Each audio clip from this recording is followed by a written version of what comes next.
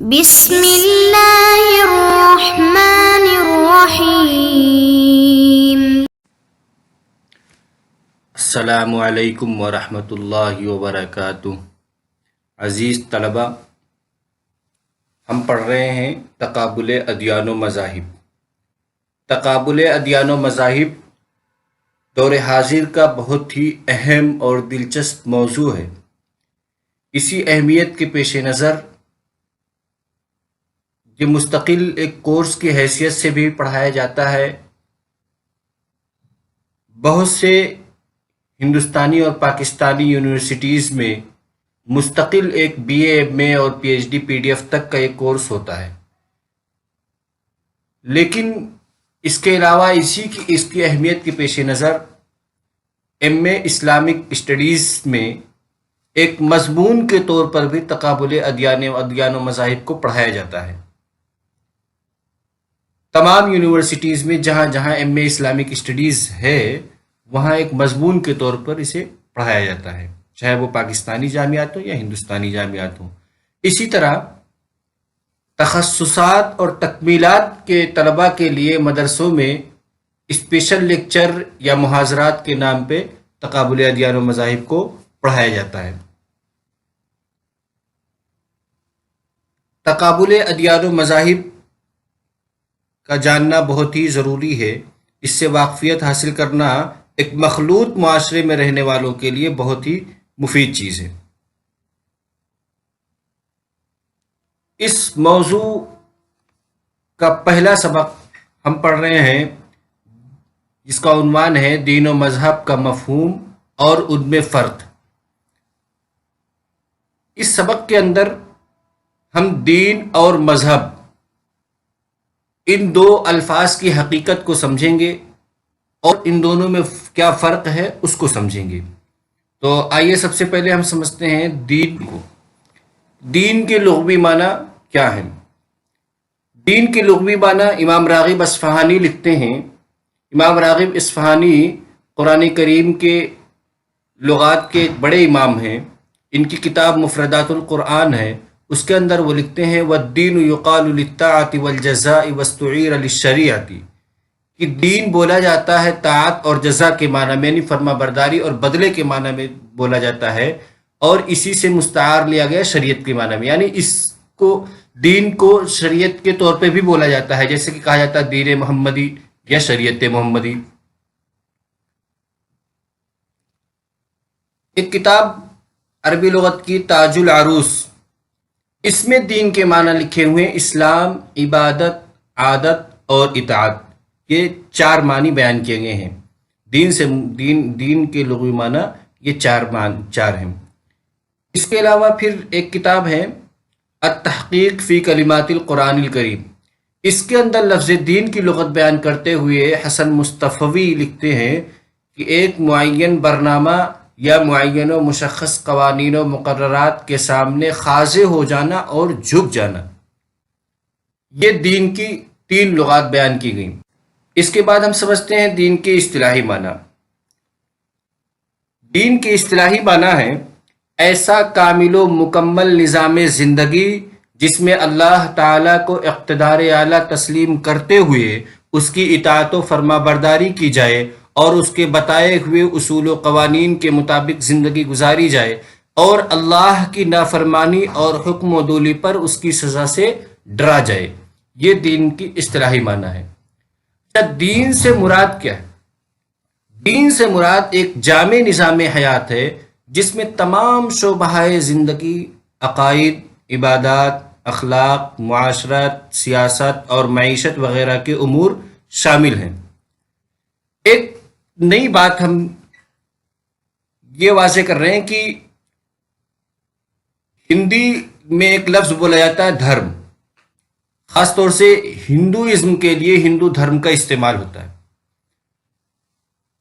ہندوستان کے ہندوازم کے جو موجودہ ہندو اسکالر ہیں ان کا یہ کہنا ہے کہ دھرم کے معنی میں مکمل نظام زندگی ہوتی ہے۔ وہ کہتے ہیں دھرم کا لفظ مکمل نظام زندگی کے معنی میں استعمال ہوتا ہے، اور اس نظام زندگی کی توضیح و تشریح کرنے والے مسلک و فرقے کے لیے پنتھ کا لفظ استعمال کیا جاتا ہے۔ اسی لیے ہندو دھرم کے جو اسکالر ہیں، ہندو اسکالر، وہ یہ کہتے ہیں کہ بدھزم، سکھزم یا جینزم یہ سب ایک کوئی الگ دین اور دھرم نہیں ہے، نہ کوئی مذہب ہے، بلکہ یہ ایک پنتھ ہے، ایک مسلک ہے ہندو دھرم کا۔ اگرچہ ہندو بدھزم کے اسکالر اپنے آپ کو الگ مذہب اور دھرم کا، ہندو دھرم سے الگ اپنے آپ کا دعویٰ کرتے ہیں، لیکن ہندو دھرم اس بات کا قائل ہے کہ یہ سب جو ہندوستانی مذاہب ہیں وہ کوئی الگ مذہب نہیں بلکہ ہندو دھرم کا ایک پنتھ ہے۔ اب سمجھتے ہیں ہم مذہب کو، لفظ مذہب کو۔ مذہب کے لغوی معنی کیا ہے؟ مذہب کے لغوی معنی ہے چلنا، گزرنا۔ اس کے مجازی معنی میں آتا ہے راستہ، یعنی مذہب کو راستے کے معنی میں بھی بولا جاتا ہے۔ مذہب یہ عربی زبان کے لفظ ذہبہ سے مشتق ظرف مکان ہے، چلنے کی جگہ یعنی راستہ۔ اب مذہب کا اصطلاحی معنی کیا ہے؟ مذہب اپنے اصطلاحی معنی میں دو مفہوم رکھتا ہے۔ پہلا مفہوم کیا؟ پہلا مفہوم ہے کہ اسلامی اصطلاح میں اس کے معنی ہے مسلک، فرقہ، جماعت۔ یعنی جب لفظ مذہب اسلامی علوم و فنون میں کہیں استعمال ہوگا بطور اصطلاح کے، تو اس سے مراد مسلک اور جماعت ہوتا ہے، نہ کہ مستقل ایک دھرم اور مذہب۔ جیسے کہ خاص طور سے فقہ میں جب بولا جاتا ہے یہ لفظ مذہب، تو اس سے مراد جیسے کہ مذہب ابی حنیفہ، مذہب الشافعی، مذہب مالکی، تو اس سے مراد مسلک حنفی مراد ہوتا ہے، مسلک شافعی، مسلک مالکی، یہ مراد ہوتا ہے۔ یا فرقے کے معنی میں کہ مذہب دیوبندی یا مذہب بریلوی، تو اس سے مراد فرقہ بریلوی یا فرقہ دیوبندی مراد ہوتا ہے۔ جماعت، یہ تین معنی میں اس کا استعمال زیادہ ہوتا ہے اسلامی اصطلاح میں۔ اور اس کا دوسرا اصطلاحی معنی ہے کہ یہ لفظ مذہب یہ دین کا مترادف ہے۔ جیسے اس سے مراد ازم اور دھرم اور ریلیجن، کہ جس طریقے سے ہندو دھرم کہا جاتا ہے یا کرسچن ریلیجن کہا جاتا ہے، عیسائی ریلیجن، عیسائی مذہب، جس طریقے سے ایک دین عیسوی کہہ سکتے ہیں، اسی طریقے سے مذہب عیسوی بھی کہہ سکتے ہیں۔ دونوں یہاں پہ دین اور مذہب مترادف کے طور پر استعمال ہے۔ جیسے ہندو مذہب کہتے ہیں، ایسے اس کو ہندو دھرم کو دین ہندو بھی کہہ سکتے ہیں، کہ ہندوانہ دین اس طرح سے بولتے ہیں، یا دین اسلام یا مذہب اسلام، دونوں یہاں پہ ایک ہی مفہوم رکھتا ہے جو مستقل ایک مذہب کے معنی میں استعمال ہے۔ یہاں مسلک مراد نہیں بلکہ ایک مستقل مذہب ہے جس کو انگریزی میں ریلیجن کہتے ہیں۔ اب یہ دیکھتے ہیں کہ دین اور مذہب یہ جو دو الگ الگ لفظ ہیں، ان میں فرق کیا ہے۔ اس میں سب سے پہلے ہم دین کو سمجھتے ہیں۔ اس فرق کو سمجھنے کے لیے ہم اس کے اجزاء ترکیبی کہ دین کے اجزاء ترکیبی کیا ہے اور مذہب کے اجزاء ترکیبی کیا ہے۔ دین کے اجزاء ترکیبی میں پہلی بات یہ ہے اللہ تعالیٰ کی حاکمیت اور اس کا اقتدار اعلیٰ، یعنی دین کے اندر اللہ تعالیٰ کی حاکمیت کو تسلیم کیا جاتا ہے اور اسی کو مقتدر اعلیٰ مانا جاتا ہے۔ اور دوسری بات دین کے اندر یہ ہے، دوسری اجزاء ترکیبی میں دوسری بات یہ ہے کہ اللہ کی حاکمیت الہی کی اقتدا اور فرما برداری کی جاتی۔ اللہ کی حاکمیت کو تسلیم کرنے کے بعد پھر اسی کی اقتدا اور فرما برداری کی جاتی ہے۔ تیسری چیز دین کے اندر ہے ایک مکمل نظام فکر و عمل جو اس حق کی حاکمیت اعلیٰ کے تابع ہو، یعنی دین کے اندر مکمل نظام فکر و عمل ہوتا ہے جو خدا کے احکامات کے تابع ہو۔ اور چوتھی چیز دین کے اندر جزا سزا جو اس نظام فکر و عمل کے بدلے میں دی جائے۔ دین میں یہ چار چیزیں ہوتی ہیں۔ پہلی چیز کہ اللہ کی حاکمیت اعلیٰ، حاکمیت اور اقتدار اعلیٰ کو تسلیم کیا جائے۔ دوسری چیز کہ اس کی حاکمیت الہی کی اقتدا اور فرما برداری کی جائے۔ اور تیسری بات یہ کہ اس دین کے اندر مکمل نظام فکر و عمل ہوتا ہے، اور وہ نظام فکر و عمل آزاد نہیں ہوتا بلکہ اللہ کی حاکمیت اعلیٰ کے تابع ہوتا ہے۔ اور چوتھی چیز یہ ہے کہ اس نظام فکر و عمل پر عمل کرنے کی وجہ سے بدلہ ملتا ہے، جزا ملتی ہے، اور اس پر عمل نہ کرنے کی وجہ سے سزا دی جاتی ہے۔ آپ سمجھتے ہیں کہ مذہب مذہب میں سب سے پہلی چیز ہوتی ہے کہ مخصوص عقائد ہوتے ہیں، ہر مذہب کے الگ الگ عقیدے ہوتے ہیں کہ ان مخصوص عقیدوں کی وجہ سے اس مذہب کے متبعین کو پہچانا جاتا ہے، جیسے کہ ہندو دھرم میں آواگمن کا عقیدہ ہے، یا اس طریقے سے اوتار واد کا عقیدہ یہ، یا کرسچینٹی میں ہے، عیسائیت میں تثلیث کا عقیدہ، اسلام میں توحید، رسالت، آخرت، یہ تین بنیادی عقیدے ہیں۔ اور دوسری چیز مذہب میں ہوتی ہے شعائر و علامات، کہ ہر مذہب کے اپنے اپنے الگ الگ علامات ہیں، شعائر ہیں، جسے دیکھ کر اندازہ ہوتا ہے کہ یہ کس دھرم کے ہیں، کس مذہب کے ہیں۔ جیسے ہندو دھرم میں چوٹی، یا اس طریقے سے ہر مذہب کے الگ الگ، جیسے سکھزم میں کڑا پہننا، پگڑی باندھنا سکھزم میں، اسی طریقے سے اسلام میں ہے کہ عبادت گاہیں الگ ہیں، کرسچن کی عبادت گاہیں الگ طرح کی ہوتی ہیں، ان کے شاعر میں ان کا، اس طرح سے ہندو دھرم کے شاعر ان کی عبادت گاہیں الگ ہوتی ہیں۔ تیسری چیز ہے رسومات، کہ ہر مذہب میں خاص رسومات ہوتی ہیں، جیسے کہ شادی بیاہ کے رسومات، تجہیز و تکفین کے رسومات، یا ولادت کے رسومات۔ یہ تین چیزیں ہوتی ہیں مذہب کے اندر، یہ تین باتیں، یعنی مخصوص عقائد اور شعائر اور رسومات، یہ تین باتیں جس میں پائی جائے اس کو مذہب کہا جاتا ہے۔ اب سمجھتے ہیں کہ دین اور مذہب، ان دونوں میں سب سے زیادہ جامع لفظ جو ہے وہ دین ہے، کہ جس کے اندر سب کچھ اللہ کی طرف سے ہوتا ہے۔ اب دین و مذہب کی تعریف، یہاں پہ دین و مذہب سے مراد وہ اصطلاحی معنی کا دوسرا مفہوم ہے، جو مذہب کا استعمال جہاں دین کے مترادف کے طور پر ہوتا ہے، یہاں دین و مذہب ایک ہی مفہوم میں ہے۔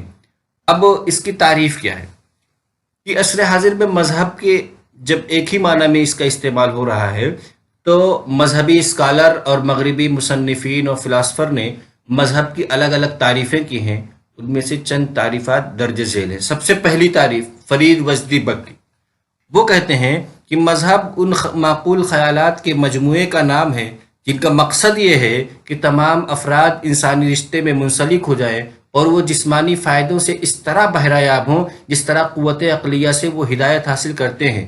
مذہب نوع انسانی کے لیے ایک ابدی چیز ہے۔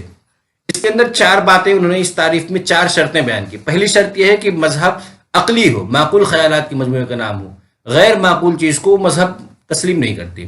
دوسری چیز یہ ہے کہ مذہب تمام افراد کو انسانی رشتے میں منسلک ہو جائے، کہ ان کا کہنے کا مطلب یہ ہے کہ اس مذہب کی بنیاد انسانیت پہ ہو۔ اور تیسری چیز یہ ہے کہ جسمانی فائدوں سے اس طرح بہرائب ہو جس طرح قوت عقلیہ سے وہ ہدایت، یعنی جس طرح سے ان کے اندر اس مذہب میں عقل کے استعمال پر زور دیا جاتا ہے، اسی طرح سے مذہب کے اندر وہ تعلیمات ہونی چاہیے جو جسمانی فائدوں جو جسم کے لیے بھی مفید ہوں، یعنی جسم سے متعلق بھی اس کے اندر تعلیمات ہوں۔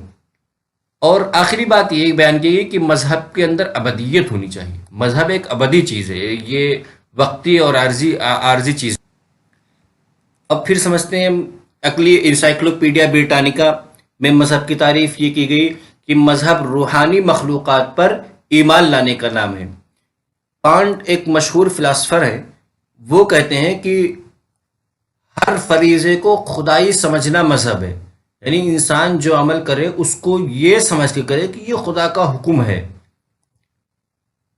پروفیسر جیمز ایچ لیوبا، ان کے کہنے کے مطابق مذہب اس جستجو کا نام ہے جو انسان زندگی کے حقیقی مقاصد کے ادراک کے لیے کرتا ہے، یعنی انسان جب زندگی کی حقیقت پہ غور کرنا شروع کرتا ہے، اس پہ جو سوالات کھڑے ہوتے ہیں، ان سوالات کا جواب تلاش کرنے کا نام ہی مذہب ہے۔ ان کے کہنے کا مطلب یہ ہے کہ مذہب کے اندر زندگی کی سے متعلق ہونے والے سوالات کے جوابات موجود ہوتے ہیں۔